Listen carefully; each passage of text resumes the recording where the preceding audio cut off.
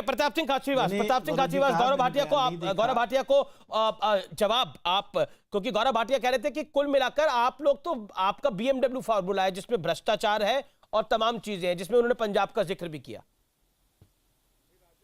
खाचरीवास साहब देखिए, मैं एक बात से बहुत, पूरा देश इस बात से दुखी है कि बीजेपी के सारे नेता रटी रटाई भाषा बोल रहे हैं। ये कांग्रेस ने ये किया, कांग्रेस ने ये किया, अरे अपने 7 साल का हिसाब दो।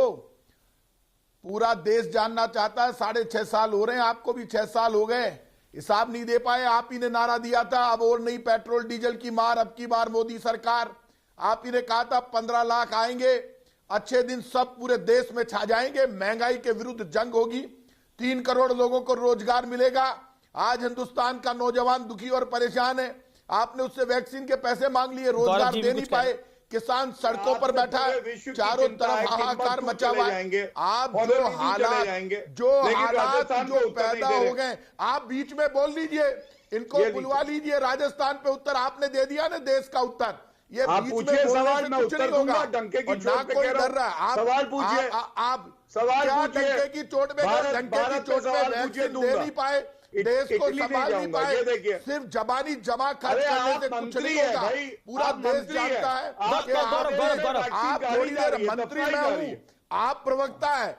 कल आप समाजवादी पार्टी की तरफ से बोल रहे थे, आज आप बीजेपी की तरफ से बोल रहे हैं, आपको धन्यवाद। नहीं, देखिए आपकी आदत इसलिए, जो गलत होता है वो बीच में बोलता है। अच्छा ठीक है, एक-एक करके दोनों अपनी बात को रखें। सरकार के प्रवक्ता की कि एक अखबार में हाथ लेकर बोलना पड़ रहा है, अखबार का हम सम्मान करते हैं, और राहुल गांधी जी की चिट्ठी को आप सम्मान देते, राहुल गांधी जी की सुनते तो वैक्सीन बन गई होती। आपने तो हंसी उड़ाई, राहुल गांधी ने तो पहले ही कह दिया था कि आप सावधान हो जाइए, कोरोना आ रहा है। तब आपने राहुल गांधी की नहीं सुनी, आपने देश की जनता की नहीं सुनी, मनमानी करते रहे बीजेपी के लोग। बीजेपी के लोगों के एक दिक्कत है, इस बात का वो कह रहे बात करेंगे सिर्फ बीजेपी की, देश की बात करेंगे नहीं, जनता की बात करेंगे नहीं, नौजवान की बात करेंगे नहीं। हिंदुस्तान में कोई भी विपक्ष का नेता बोलेगा तो लेकिन अगर उनको जबान चुप कर देंगे। अरे आवाज तो सुनो राहुल गांधी को। Okay, Gaurav Bhatia 30 second, Gaurav Bhatia 30 second reply, Gaurav Bhatia 30 second आपसे सवाल पूछेगा जवाब। गंगा किनारे लाशों के देखिए, गौरव भाटिया 30 सेकंड जवाब मांग रहा है, जवाब दे नहीं पाए। राहुल गांधी की प्रताप जी, अब आप गौरव सिंह को सुन लीजिए। राहुल गांधी ने चिट्ठी लिखी है लाशों को विश्वास सारंग साहब। Okay, Gaurav ji reply. धन्यवाद। देखिए, मैं इतना ही कहूंगा, इन लोगों को शर्म आती है कि राहुल गांधी को अपना नेता भी बोले। तभी मैंने उनकी चिट्ठी बताई और इन्होंने कोई उस पर तर्क नहीं दिया।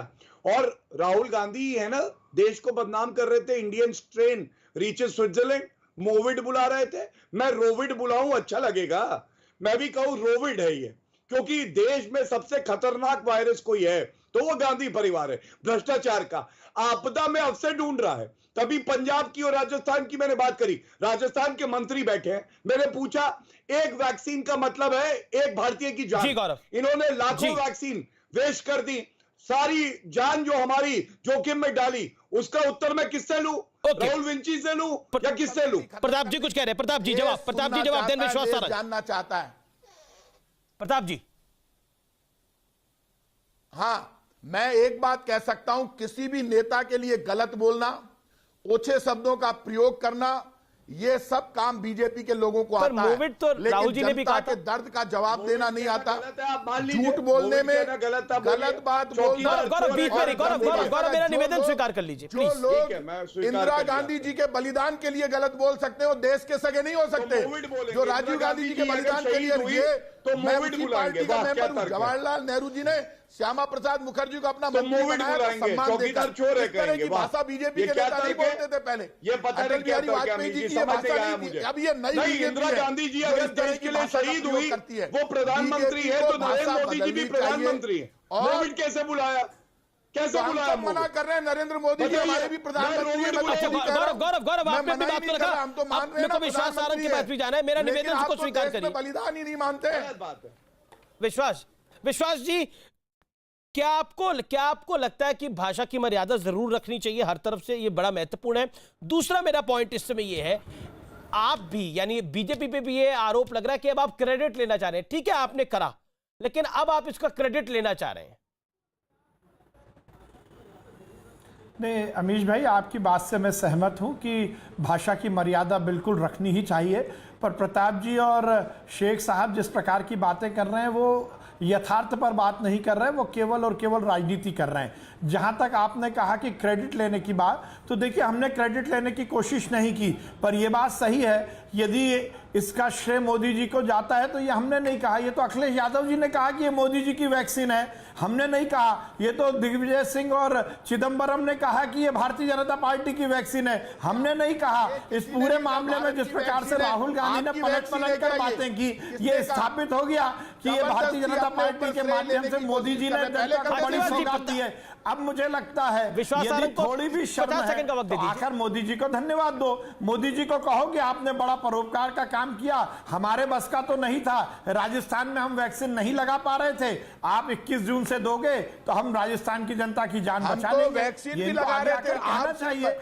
देखिए विश्वास सर, जब आप ये बात बोलते हैं कि राजस्थान में 25 सांसद आपके भी है, राजस्थान में 25 सांसद आपके भी है, मध्य प्रदेश में भी अधिकतर सांसद आपके हैं, एक ही है कमलनाथ के बेटे नकुलनाथ जीते थे बाकी चुनाव, बाकी सांसद आप ही के हैं वहां पर। जनता की जान बचाइए।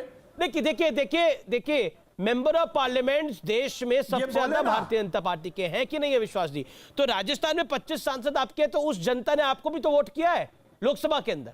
ये मध्य प्रदेश के अंदर आप देखिए एक ही सांसद कांग्रेस का जीत के आया, नकुलनाथ कमलनाथ के सपुत्र, बाकी सब कांग्रेस की लोग नेता वहां चुनाव हार गए। तो क्या आपको नहीं लगता जब आप राज्य सरकारों की बात करते हैं तो जिम्मेदारी आपकी भी बनती है? महाराष्ट्र में कितने सांसद हैं आपके, खुद बताइए आप। नहीं अमीश जी, हम ना राज्य की बात कर रहे हैं ना केंद्र की बात कर रहे हैं, पर अफसोस जब होता है कि यदि राजस्थान में कांग्रेस की सरकार है और यदि वो फेल होते हैं तो वो इल्जाम लगाते हैं मोदी जी पर, और मध्य प्रदेश में यदि कांग्रेस के नेता इल्जाम लगाते हैं तो वो शिवराज जी पर लगाते हैं। ये दो मुही बातें कैसे चलेंगी? जहां पर कांग्रेस की सरकार है वहां पर इल्जाम केंद्र पर, और जहां पर भाजपा की सरकार है वहां राज्य पर। ऐसा नहीं चलेगा कि हम आह भी भरते हैं तो हो जाते हैं बदनाम, वे कत्ल भी करते हैं तो चर्चा नहीं होता। ये प्रताप जी तो बैठकर एक कोई रिकॉर्ड अपने मुंह में रख लेते हैं, और जो शुरू होते हैं तो ना वो खेत देखते हैं ना खलियान देखते हैं, ट्रैक्टर जैसा आगे बढ़ा देते हैं। परिवहन मंत्री हैं, इनको क्या मतलब है हेल्थ से, इनको क्या लेना देना है वैक्सीन से? ना आंकड़े मालूम है, ना व्यवस्था मालूम है, ना किसी तरह की कोई सोच है, केवल और केवल ये कहना झूठ और फरेब की बात आपके चैनल पर होगी, तो मुझे नहीं लगता ये ठीक है। मुझे लगता है विश्वास सारंग जी इनको बोलना चाहिए। इतने डरते हैं, जब भी मैं इनके सामने बहस में आता हूं, पहले वो संबित पात्रा जी आते थे, उन्होंने आना बंद कर दिया, और अब ये लगातार बोले जा रहे हैं, इनके पास कोई जवाब है नहीं। पेट्रोल डीजल पी गए, गैस सिलेंडर की सब्सिडी खत्म कर दी, रेमडेसिविर इंजेक्शन दे नहीं पाए, वैक्सीन दे नहीं पाए, देश जवाब मांग रहा है। और अरे मोदी जी की तारीफ तो तब करेंगे ना जब मोदी जी कुछ करेंगे, तो किस बात की तारीफ करें? आप बोलना बंद करेंगे तब आपको कुछ सुनाई देगा ने। आप इतने आपके अपराध बोध से आप इतने ग्रस्त हैं बीजेपी के पापों से कि आपको ये लगता है कि केंद्र सरकार फेल हो गई, इसलिए आप लगातार बोल रहे हैं। तो जब आदमी कोई फेल हो जाएगा